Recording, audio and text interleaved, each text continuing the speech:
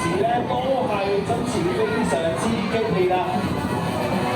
分別有3個線路嘅李氏中心會為魚仔4個是龍舟隊啊，都喺第2線道嘅採用光線工程，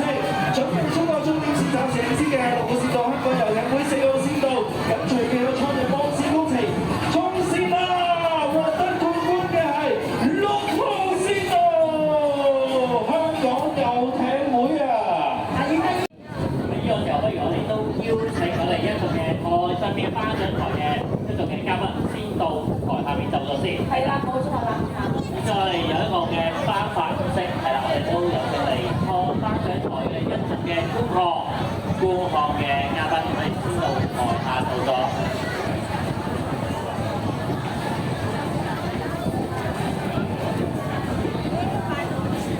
當然，我哋係請我哋民政事務總署署長杜潔麗女士同埋消防生態工作部。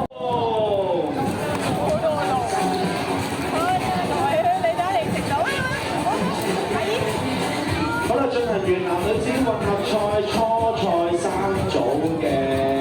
小組賽，稍後時間將會進行嘅係1點30分啊，